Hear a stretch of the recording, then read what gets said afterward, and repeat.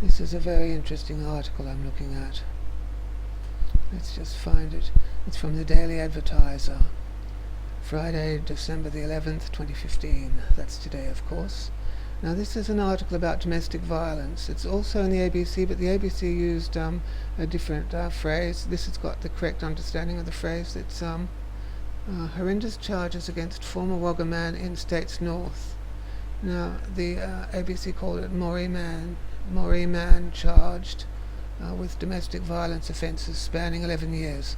The ABC article has got a whole lot of family and domestic violence support services in the sidebar, and it's all about domestic violence. There's allegations of this man having committed domestic violence against his partner, a lady. Now, what does it say here? On the ABC, it says that allegations, they're only allegations, remember. The man was arrested and he was charged with shoot with intent to cause grievous bodily harm, 4 counts of intercourse without consent, 3 counts of grievous bodily harm, and prohibition of female genitalia mutilation. That's the exact words the ABC has used. Prohibition of female genitalia mutilation. We think that's a very strange phraseology that the ABC have used. I notice other newspapers have used that phraseology too, but as I said, as I opened with the what's it called? This newspaper, the Daily Advertiser. It uses different language. Let's read what it says. Horrendous charges against former Wagga man in States North. A former Wagga man has been charged with multiple domestic violence offences, including an allegation he shot a woman with an air rifle and sexually assaulted her. The man, who cannot be named at this stage, is expected to face Moree local court on Friday. Well, that's today, isn't it? Police allege that the offences occurred between 2004 and 2015, with most happening while the couple lived in Wagga. It is alleged the man also assaulted the woman at Ballina this year. Claims against the man also include that he injured his partner with a knife and sexually assaulted her. Police say the allegations were first reported in September. Police from the Richmond Local Area Command immediately began inquiries through an operation called Strike Force Boat. About 11 a.m. on Thursday, a search warrant was executed at a West Ballina address. Police seized computers, tattoo guns, compound bows and other items. The man was arrested at a Moree worksite about 2 p.m. He was taken to Moree Police Station and charged with a number of offences, including shoot with intent to cause grievous bodily harm, 4 counts of sexual intercourse without consent, 3 counts of causing grievous bodily harm with intent, and mutilation of female genitalia. He was refused police bail ahead of Friday's court mention. Well, this man is alleged here, according to this newspaper, as he's alleged to have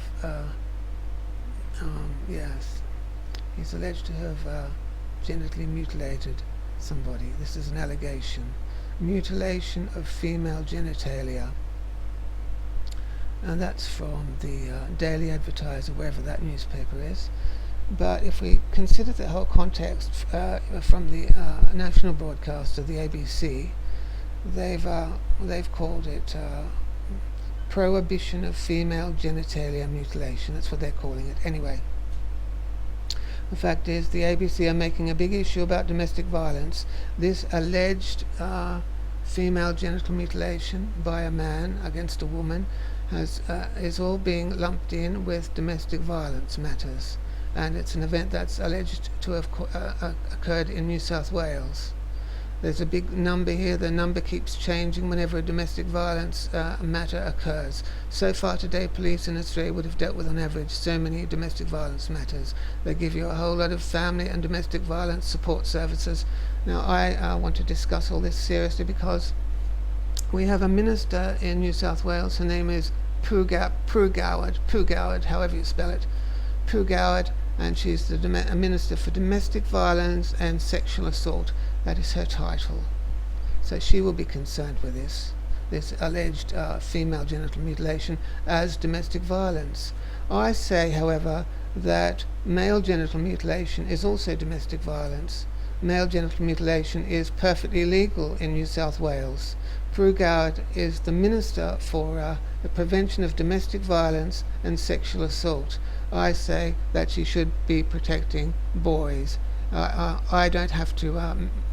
There are proofs that there are definite proofs that male genital mutilation is occurring in New South Wales, and it's done in the domestic situation, and it's even it's even approved by religious and medical organisations. It's all on the record. It's actually occurring. It's not just an allegation.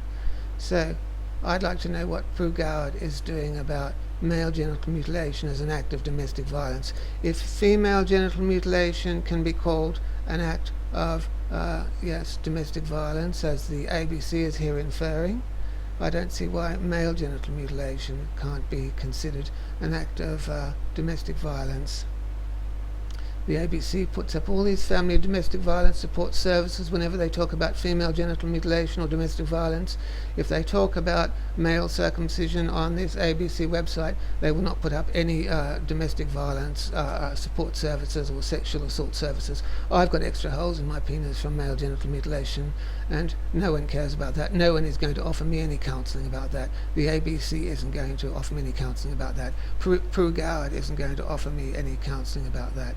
She is, however, the Minister for domestic violence and prevention of domestic violence and prevention of sexual assault, and she should be protecting boys as well, as far as I'm concerned, especially if you consider that female genital mutilation is now being called domestic violence. I say, and I've said it before, that male genital mutilation is domestic violence that occurs within the family. It occurs within the family situation, whether it's done in a hospital or a church or whatever, wherever it occurs. It is an act of domestic violence done in a family situation.